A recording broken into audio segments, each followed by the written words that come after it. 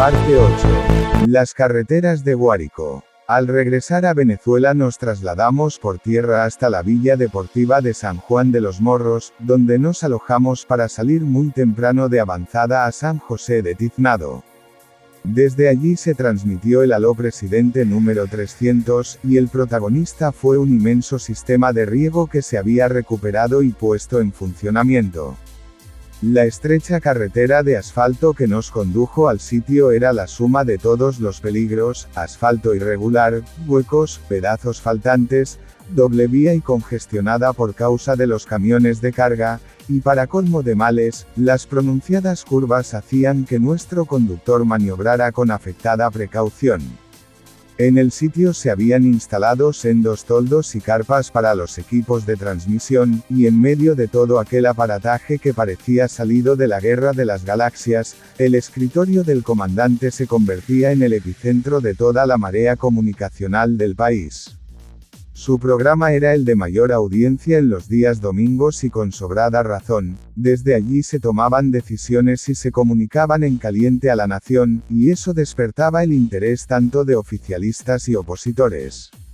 En esta locación se hicieron presentes hombres y mujeres cuyos rostros surcaban los avatares de la pobreza que se vive en los campos. Sin embargo, la misma cadencia que les marcaba el rostro no podía ahogar sus gestos de alegría. Eran visitados por su líder, en quien veían materializadas todas sus esperanzas. Caso contrario sucedía con los ministros, gobernador y otros del tren de gobierno, que llegaban con sus lujosos vehículos blindados y eran recibidos con la mirada dura de los lugareños, seguramente por la cantidad de promesas incumplidas y las órdenes no acatadas que el presidente les había dado con anterioridad. El programa inició desde el centro del Maizal y se transmitió el recorrido hasta el set donde estaba el pequeño escritorio lleno de libros, papeles y mapas que utilizaba el comandante. Podía sentirse un ambiente cargado de inquietudes. La cantidad de problemas y vicisitudes que pasaba el pueblo producto de la gestión de los niveles medios y bajos del gobierno, sobre todo el mal estado de carreteras y vías de penetración agrícola, convertían este programa en un caldo de cultivo para la protesta. Y aunque el programa comenzó sin problemas, cuando llegó el tiempo de darle el derecho de palabra a una líder comunal, esta aprovechó la oportunidad para plantearle la situación de las vías al comandante y al final de su intervención le dijo de manera irónica: «Bueno, presidente, si pudieran llamarse carreteras, las de Guárico». El comandante procesó el comentario durante un pequeño instante, se repuso y le contestó amablemente: «Bueno, está bien, vamos a llamarlas carreteras, ¿te parece?». Esta situación movió un engranaje espeluznante. De inmediato se llamó al ministro de Energía y Petróleo y vía telefónica el comandante le ordenó que se presentara en el acto. El ministro Rafael Ramírez tardaría todavía 2 horas para llegar al Maizal, donde estaba en pleno desarrollo el Aló Presidente, y al llegar al set ocupó una de las primeras sillas. El mismo comandante anunció su llegada y de una vez le interpeló: «Ministro, ¿por qué las carreteras de Guárico están en tan mal estado?». El ministro le respondió algunas cosas y al final el comandante le preguntó: «¿Cuántas toneladas de asfalto se exportan al año?». «En millones serían como unas». «Está bien», le interrumpió el comandante, «vamos a hacer una cosa, detenga la exportación de asfalto hasta que las carreteras de Guárico sirvan». Inmediatamente un murmullo se convirtió en algarabía, la algarabía en una fiesta y la fiesta en una estampida de aplausos que generó movimientos en los operadores del audio para que no se viera afectada la transmisión del programa. La felicidad no cabía dentro de los pechos de los campesinos y campesinas que por fin tendrían la posibilidad de ver sus luchas reivindicadas, y como un bono extra el hecho de trasladarse por carreteras dignas. Yo sin embargo caía en un estado dubitativo, sentado en una silla muy cerca del comandante. Mi tarea no era pensar sino sostener y mantener escondida la manta balística con que lo protegía, y aunque el anuncio me contagió de felicidad, esta se vio empañada porque conociendo el entorno presidencial tenía bastante dudas de la sujeción de casi todos sus ministros, y con sobrada razón, pues muchas veces el comandante Chávez les daba órdenes y muy pocas veces se cumplían. La participación de esta líder popular fue muy provechosa. Por un lado, el estado Guárico ganó mejores carreteras, pero también se generaron algunas consecuencias negativas ya que el comandante tomó la decisión de eliminar los peajes a nivel nacional por el mal estado de las carreteras del país, y se eliminó una importante fuente de autogestión. Ya avanzada la tarde, los pilotos hacían los últimos chequeos al helicóptero presidencial que el comandante abordó, no sin antes dispensar una mirada nostálgica al Guárico profundo. En la cumbre, llegamos a Brasilia, capital de Brasil, para prestarle seguridad al comandante en la cumbre de UNASUR. Por eso debía ir con otros compañeros al lobby del Hotel Meliá Brasilia, y me di cuenta que algunos periodistas manejaban la información de que el comandante se alojaba en ese hotel, porque tan pronto se abrió el ascensor y salió el comandante, inmediatamente fue abordado por decenas de periodistas. Luego se le acercó una señora llorando pues no encontraba solución para un gran problema que estaba atravesando, y no dejaba de llorar al mismo tiempo que el comandante la atendía con mucho afecto. ¿De dónde eres?, le preguntó. Y ella, secándose las lágrimas, le respondió: de Chile. Ahorita mismo te vamos a ayudar, no llores más, mujer. Era impactante la magnitud y la influencia de este hombre, y resultaba increíble cómo extranjeros confiaban más en el comandante Chávez que en sus propios líderes.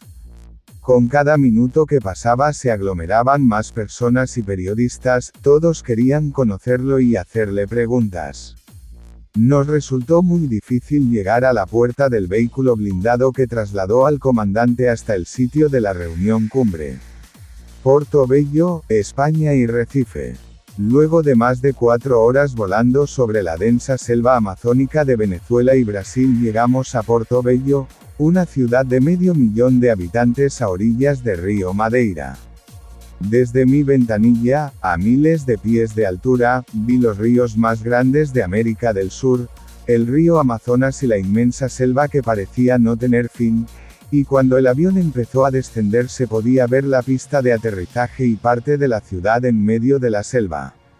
A unas pocas horas de haber llegado al aeropuerto, llegó un helicóptero que abordó el comandante Chávez para encontrarse con los presidentes Lula da Silva de Brasil y Evo Morales de Bolivia. Ellos le esperaban en la ciudad de Riberalta, Bolivia, pero el permiso para despegar hizo esperar unos cuantos minutos al comandante en el helicóptero, cuestión que se tornó fuerte cuando el propio comandante pidió un teléfono para llamar al presidente Lula da Silva y justo cuando estaba por discar el número privado autorizaron el despegue. Al llegar a su destino, los presidentes firmaron un acuerdo para construir una carretera de aproximadamente 600 kilómetros desde La Paz hasta Porto Bello en pro del desarrollo de la Amazonía. Nuestro equipo de seguridad se trasladó al aeropuerto y esperamos al comandante para embarcarlo en el avión presidencial que lo llevaría nuevamente a Caracas. Ya habíamos recibido información de que debíamos ir a España para integrar el equipo que le brindaría seguridad al comandante Chávez en la Palma de Mallorca, porque el rey lo había invitado para limar las asperezas que generó el suceso ocurrido en la pasada cumbre iberoamericana cuando el rey le dijo: ¿por qué no te callas? El vuelo comercial tomó unas 8 horas hasta el aeropuerto de Barajas en Madrid, y luego un corto vuelo hasta la isla de Mallorca. Coordinar los trabajos de seguridad se hacía harto difícil, ya que la escolta del rey era bastante delicada, incluso mezquina con la información, pero a pesar de los obstáculos hicimos lo necesario para que el comandante tuviera una buena estadía durante la visita. Y por otra parte, los escoltas aprovechamos el momento para disfrutar de algunos ratos libres en las hermosas playas de la isla turística. Los españoles no son tan fríos como se les imagina, diría que son bastante cálidos para el clima que tienen. La visita se realizó sin ningún tipo de problemas, el rey recibió al comandante con mucho afecto y hasta bromearon por lo que meses atrás había sucedido. Yo no pude estar presente en la conversación, pero pude escuchar la información del propio comandante cuando lo contó a sus funcionarios más cercanos. Nuevamente en campaña. Desde muy temprano el equipo de seguridad se encontraba listo para prestarle seguridad al comandante Chávez en Maracay y Valencia. Esta vez nos trasladamos al sitio en caravana de avanzada o reacción. El fuerte calor del mediodía de Maracay se hacía cada vez más insoportable, la caravana luchaba contra el clima mientras comenzaba un nuevo estilo de campaña electoral, que consistía en realizar una inspección a alguna obra en desarrollo y luego vincularla a un acto de masa o campaña electoral con los candidatos de cada estado. Todo estaba programado para esperar al comandante en el patio de trabajo del ferrocarril en construcción cerca del peaje, La Cabrera, donde abordó un vehículo militar Tiuna para cruzar por el nuevo túnel de La Cabrera, en el cual también pasaría el sistema ferroviario La Encrucijada, Puerto Cabello. Decenas de periodistas le esperaban del otro lado y luego de responderle algunas preguntas añadió que la obra del tren La Encrucijada, Puerto Cabello estaría lista para ser inaugurada en diciembre del año 2012.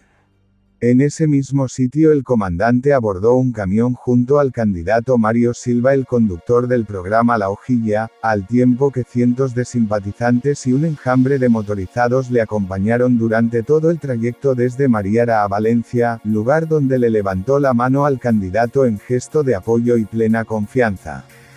El comandante encabezaba la mayoría de los actos de campaña en casi todos los estados del país, por eso, luego de visitar los estados Nueva Esparta, Carabobo y Zulia, los del equipo de seguridad teníamos la misión de ir a Barinas para asegurar varias actividades.